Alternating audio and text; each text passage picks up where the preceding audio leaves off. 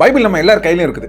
ஆனால் இதனுடைய உண்மையான மகிமையை நம்ம புரிஞ்சுக்கிற வரைக்கும் இதனுடைய யூனிக்னஸ் அண்ட் பவர் நமக்கு தெரியாது. வேதத்தின் மகிமையை விளக்குற ஒரு சில தியாலஜிக்கல் டேர்ம்ஸ் இதை நம்ம புரிஞ்சுக்கிட்டோம் அப்படின்னா பைபிளை பார்க்குற விதமே மாறிடும். ஸோ இந்த வீடியோவில் பைபிள் தன்னை பற்றி என்ன சொல்லுகிறது அப்படிங்கிறத நம்ம பார்க்க போகிறோம். வாங்க வேதம் கற்போம். பைபிளை தேவனுடைய வார்த்தைன்னு சொல்லி நம்பாத கிறிஸ்தவங்களே இருக்க முடியாது. ஆனால் பைபிளில் தேவனுடைய வார்த்தை இருக்குது அப்படின்னு சொல்லிக்கிற ஒரு சிலரை நான் கேட்டிருக்கிறேன். ஒரு சில யூடியூப் வீடியோக்கள்லையும் இதை நம்ம பார்க்கலாம். பைபிளில் கடவுளுடைய வார்த்தை இருக்குது அப்படின்னு சொல்றதுக்கும் பைபிளே கடவுளுடைய வார்த்தை தான் அப்படின்னு சொல்றதுக்கும் ரொம்ப வித்தியாசம் இருக்குது. பைபிளில் கடவுளுடைய வார்த்தை இருக்குது அப்படின்னு நம்ம சொல்லணும்னா அரிசி முட்டையை பார்க்குற மாதிரி ஆயிரும். ஒரு அரிசி முட்டையில் அரிசியும் இருக்கும், கொஞ்சம் கல்லும் இருக்கும். இந்த கல்லை தூக்கி தூர போட்டுட்டு தேவையான அரிசி மட்டும் எடுத்துக்கலாம்னு சொல்லி நமக்கு தோணும். அதே மாதிரி பைபிளில் இருக்கிற ஒரு சில மனித வார்த்தைகளை தூர தூக்கி போட்டுட்டு தேவனுடைய வார்த்தையை மட்டும் எடுத்துக்கலாம்னு சொல்லி பைபிள் உள்ள வசனங்களே ஜட்ஜ் பண்ண ஆரம்பிக்கிறோம். ஆனால் வேதம் நமக்கு அப்படி கட்டுத்தரல. சங்கீதம் 119, 160 வசனம் சொல்லுது, உம்முடைய வசனம் சமூலமும் சத்தியம், அதாவது மொத்த தொகுப்பும் சத்தியம். இதே ஒரு கருத்தை தான் 2 தீமோத்தேயு 3 16, 17 வசனத்தில் நம்ம பார்க்கிறோம். வேத வாக்கியங்கள் எல்லாம் தேவ ஆவியால் அருளப்பட்டிருக்கிறது. ஸோ சில பகுதிகளை மட்டும் நம்ம பிரித்து எடுக்க முடியாது. ஆதியாகமத்திலிருந்து வெளிப்படுத்தல் வரைக்கும் முழுவதும் தேவனுடைய வார்த்தை. இது மனுஷனுடைய வார்த்தை, இது தேவனுடைய வார்த்தை சொல்லி நம்மளால் பிரிக்க முடியாது. பைபிள் கடவுள் எழுதின வார்த்தைன்னு சொல்லி நீங்க சொல்றீங்க. ஆனா பைபிள் எழுதினது பேதுரு, பவுல், மோசே மாதிரி மனுஷங்க தானே. அப்போ இது மனுஷன் எழுதின புக்கு தானே சொல்லி நீங்க கேட்கலாம். நல்ல லாஜிக்கான ஒரு கேள்வி. ஆனா இங்க தான் நீங்க இன்ஸ்பிரேஷன் அப்படிங்கிற ஒரு தியாலஜிக்கல் டேர்மை நீங்க புரிஞ்சுக்கணும். அதாவது தேவ ஆவியால் ஏவப்பட்டது. ஏற்கனவே பார்த்த 2 தீமோத்தேயு 3 16 வசனத்தை நம்ம பார்க்கலாம். வேத வாக்கியங்கள் எல்லாம் தேவ ஆவியால் அருளப்பட்டிருக்கிறது. இங்க அருளப்பட்டிருக்கிறது அப்படிங்கிற தமிழ் வார்த்தைக்கு பின்னாடி இருக்கிற கிரீக் வேர்டு என்ன அப்படின்னா தியோனியூஸ்டாஸ்.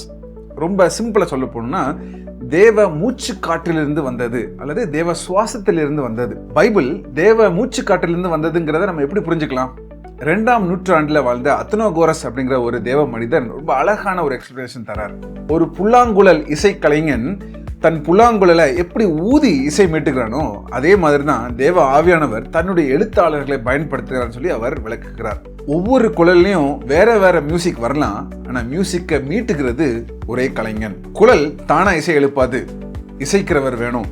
ஆனா அதே நேரத்தில் இசைக்கிறவர் ஒவ்வொரு குழலை எடுக்கும் பொழுது வேற வேற இசையை அவர் மீட்டுகிறார். இதே மாதிரி தான் பைபிளும். ஸோ ஆவியானவர் தன்னுடைய எழுத்தாளர்களுடைய பர்சனல் ஸ்டைல், அவங்களுடைய லாங்குவேஜ், அவங்களுடைய பர்சனல் ப்ரிஃபரன்சஸ் இதெல்லாம் மூலமாக தான் என்ன எழுத வேண்டும் சொல்லி அவர் தீர்மானிச்சிருந்தாரோ அதை தேவனுடைய வாக்காக இவர்கள் மூலமாக அவர் எழுதினார். இதுதான் தியோனியூஸ்டாஸ் அல்லது இன்ஸ்பிரேஷன் அப்படின்னு சொல்லி நம்ம சொல்றோம். வேதம் நம்ப தகுந்தது. மனுஷர்களை பயன்படுத்தி மனுஷர்கள் மூலமாக எழுதப்பட்ட இந்த வேதத்தின் முதன்மை ஆசிரியர் தேவன். இந்த தேவன் இவர் பொய் உரையாதவர், இவர் தவறு செய்வதில்லை. அப்போ லாஜிக்கா நம்ம யோசித்து பார்த்தா தவறே செய்யாத, பொய்யே சொல்லாத இந்த தேவன் எழுதிய இந்த புஸ்தகத்திலும் தவறும் பொய்யும் இருக்க வாய்ப்பே இல்லை. இதை தான் நம்ம இன்ஹெரன்சி ஆஃப் த ஸ்கிரிப்சர்னு சொல்லி சொல்றோம். யோவான் 17:17 சொல்லுது, உம்முடைய வசனமே சத்தியம். அதே மாதிரி சங்கீதம் 12:6 வசனம் சொல்லுது, கர்த்தருடைய சொற்கள் மண் குகையில் எழுதிரம் உருக்கி புடம்பிடப்பட்ட வெள்ளிக்கொப்பான சுத்த சொற்களா இருக்கிறது. ஸோ பைபிளை நம்பலாமா? கண்டிப்பா நம்பலாம். பைபிளை எழுதி இத்தனை ஆயிரக்கணக்கான வருஷங்கள் ஆனாலும் பைபிளை தவறு என்று நிரூபிக்கிற ஒரு தொல்பொருள் ஆராய்ச்சி கூட இன்னைக்கு வரைக்கும் கண்டுபிடிக்கப்படலை. வரலாற்றை நீங்க எடுத்து பார்த்தீங்கன்னா பல அறிஞர்கள் பைபிள் தவறுன்னு சொல்லி நிரூபிக்கிறதுக்காக கிளம்புனாங்க. ஆனா அப்படிப்பட்ட பலர் வேதமே சத்தியம் சொல்லி அவங்க ஏத்துக்கிட்டாங்க. இதுதான் உண்மை. வேதம் நம்ப தகுந்தது. வேதம் போதுமானது. இன்னைக்கும் பல விதங்கள்ல ஆண்டவர் மனுஷர்களோட பேசிக்கிட்டே தான் இருக்கிறார். ஆனா அதே நேரத்துல பல விதமான போலிகளும் கிளம்பி இருக்கிறாங்க. புது வெளிப்பாடு, இதுவரைக்கும் கேள்விப்படாத சத்தியம் சொல்லி பல காரியங்களை பேசுறாங்க. இதுல எதை ஏத்துக்கிறது, எதை தள்ளி விடுறது? யோவான் 14:26 இயேசு கிறிஸ்து கற்றுத் தருகிறத நம்ம புரிஞ்சுக்கணும். பரிசுத்த ஆவியானவர் எல்லாவற்றையும் உங்களுக்கு போதித்து நான் உங்களுக்கு சொன்ன எல்லாவற்றையும் உங்களுக்கு நினைப்பூட்டுவார். அதாவது பரிசுத்த ஆவியானவர் புதுசா எதையும் கொண்டு வர மாட்டார். இயேசு கிறிஸ்து ஏற்கனவே கற்றுக் கொடுத்ததை, தன்னுடைய சீஷருக்கு அவர் போதித்திருந்ததை அவர் நமக்கு நினைப்பூட்டுவார் அப்படின்னு சொல்லி இந்த வசனம் சொல்லுது. வேதமே அளவுகோல், வேதம் போதுமானது.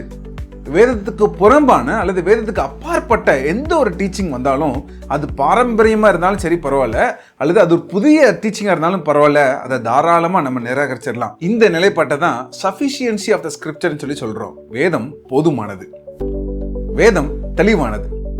சில மதங்கள்ல அந்த மதத்தோடைய புனித நூல்களை சாதாரண மக்கள் வாசிக்க கூடாது. அதை வாசித்து விளக்கம் கொடுக்கறதுக்கு நல்லா படிச்ச ஒரு குரு தேவை, அல்லது ஒரு மத்தியஸ்தர், ஒரு மீடியேட்டர் தேவை. ஈவன் கிறிஸ்தவத்தில் கூட இந்த நிலைமை தான் இருந்துச்சு.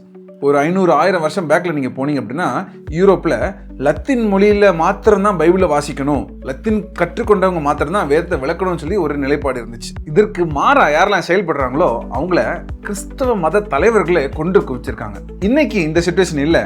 ஆனாலும் ஒரு சிலர் பைபிளை சாதாரண மக்களால புரிஞ்சுக்க முடியாது, இதை புரிஞ்சுக்கிறதுக்கு நம்ம ஒரு ஸ்காலர் ஆகணும் அப்படின்னு சொல்றாங்க. இன்னும் ஒரு சிலர் பைபிள் நம்ம புரிஞ்சுக்கிறதுக்கு விசேஷித்த ஆவிக்கிற அனுபவங்கள் வேணும்னு சொல்லி சொல்றாங்க. ஆனால் இதெல்லாம் தவறு. தேவனுடைய வார்த்தை ஒரு புரியாத புதிர் அல்ல. தேவனுடைய வார்த்தையை யாரெல்லாம் வாசிக்கிறாங்களோ அவங்க எந்த சாமானிய மக்களாக இருந்தாலும் பரிசுத்த ஆவியானவர் தாமே கூட இருந்து அதை விளக்குறார். அதனால வேதம் ரொம்ப தெளிவானது. இந்த இடத்துல இன்னொரு இன்ட்ரெஸ்டிங்கான ஒரு ஃபேக்ட் நான் சொல்றேன். புதிய ஏற்பாடு எழுதப்பட்டது கொய்னே கிரீக் அப்படிங்கிற ஒரு மொழியில. கொய்னே அப்படின்னா காமன், ஆர்டினரி, சாதாரண அப்படிங்கிற ஒரு அர்த்தம். கொய்னே கிரீக் அப்படின்னா சாமானியனின் மொழி. ஞானிகள் அல்லது ராஜாக்கள் பேசுகிற கிளாசிக்கல் கிரீக்ல வேதம் எழுதப்படலை. கடைத்தெருவில் ஒரு சாமானியன், ஒரு சாதாரண குடிமகன் என்ன மொழியில பேசுறானோ அதே மொழியில தான் இந்த வேதம் நமக்காக எழுதி தரப்பட்டிருக்கிறது. என்ன அர்த்தம் அப்படின்னா, இந்த வேதத்தை படிக்கிறதுக்கு பெரிய படிச்சவனாகவோ அல்லது ராஜாவாகவோ இருக்க வேண்டிய அவசியம் இல்லை. சாமானியனும் புரிந்து கொள்ளக்கூடிய ஒரு காரியம் கர்த்தருடைய வேதம். சங்கீதம் 119 அதிகாரம் 105 வசனம் சொல்லுது, கர்த்தருடைய வேதம் என் பாதைக்கு வெளிச்சமா இருக்கிறது. வேதம் வெளிச்சமா இருக்கிறது, அது கன்ஃபியூஸ் பண்ணாது. வசனங்கள் ரொம்ப ஆழமானது, அதுல எந்த மாற்று கருத்தும் இல்லை. ஆனா அது தர்ற மெசேஜ் ரொம்ப கிளியர், ரொம்ப சிம்பிள். ஏன்னா பரிசுத்த ஆவியானவர் இதை எழுதினது மாத்திரமல்ல, இதை வாசிக்கிறவர்களுக்கு கற்றுத்தருகிற ஆசிரியராகவும் அவர் இருக்கிறார். இதை தான் பெர்ஸ்பிக்யூட்டிவ் ஆஃப் த ஸ்கிரிப்சர்னு சொல்லி நம்ம சொல்றோம். வேதம் மாத்திரமே. இந்த பைபிள் தேவனுடைய வார்த்தை அப்படின்னா இதுல தவறே இல்லை, இதுவே போதுமானது அப்படின்னா ஆட்டோமேட்டிக்காக என்ன முடிவுக்கு நம்ம வரணும்? என் வாழ்க்கை மீதான அனைத்து அதிகாரம் இந்த பைபிளுக்கு மாத்திரமே இருக்கிறது. இதை தான் நார்மேட்டிவ் அத்தாரிட்டின்னு சொல்லி நம்ம தியாலஜியில் சொல்கிறோம். வேதத்துக்கு நம்ம கொடுக்க வேண்டிய சரியான ரெஸ்பான்ஸ் என்ன? ஏசாயா 66 அதிகாரம் 2 வசனத்தை நம்ம பார்க்கலாம். என் வசனத்துக்கு நடுங்குகிறவனையே நோக்கி பார்ப்பேன். நடுங்குகிறதுனா வெறும் பயப்படுறது மாத்திரம் இல்லை, அதனுடைய அதிகாரத்துக்கு அடங்கி இருக்கிறது. இதுதான் சங்கீதம் 119 அதிகாரம் 161 வசனத்தை நம்ம பார்க்கிறோம். என் இருதயம் உமது வசனத்திற்கே பயப்படுகிறது. பைபிள் ஒரு சஜஷன் பாக்ஸ் இல்லை, இது ராஜாதி ராஜாவுடைய வார்த்தை, அவரது ராஜ கட்டளை. என்னுடைய கல்ச்சர், என்னுடைய பர்சனல் ப்ரெஃபரன்ஸ், என்னுடைய பாரம்பரியம், இதை வச்சு எது வேணும் எது வேண்டாம்னு சொல்லி நான் முடிவு பண்ண முடியாது. பைபிளுடைய அத்தாரிட்டிக்கு முழுசும் என்ன நான் ஒப்பு கொடுக்கணும். என்னுடைய பர்சனல் வாழ்க்கையாக இருந்தாலும் சரி, என்னுடைய திருச்சபையாக இருந்தாலும் சரி, உபதேசங்களாக இருந்தாலும் சரி, வேதம் மாத்திரமே, அதுக்கு மாத்திரம் தான் அதிகாரம், அதுக்கு மிஞ்சினது எதுவும் கிடையாது. இந்த பைபிள் எவ்வளவு உன்னதமானது, எவ்வளவு மகிமையானதுங்கிறத நம்ம தெரிஞ்சதுக்கு அப்புறம் இது நம்மளை இன்ஃப்ளூயன்ஸ் பண்றதுல ஒரு மாற்றம் இருக்கணும். தேவனுடைய வார்த்தையை நம் வாழ்க்கையை ஆளுகை செய்வதற்கு நம்ம அனுமதி கொடுக்கணும். நம்ம வாழ்க்கையில ஒரு சின்ன சின்ன முடிவா இருந்தாலும் அது தேவனுடைய வார்த்தைக்கு உகந்ததான்னு சொல்லி நம்ம யோசித்து தான் நம்ம முடிவு எடுக்கணும். வேதத்தை கையில மட்டும் ஏந்தாதீங்க, இதனுடைய அதிகாரத்தை உங்கள் இருதயத்தில் ஏந்தி கொள்ளுங்க. வார்த்தை வழிகாட்டட்டும், வாழ்க்கை வெளிச்சமாகட்டும். May God bless you.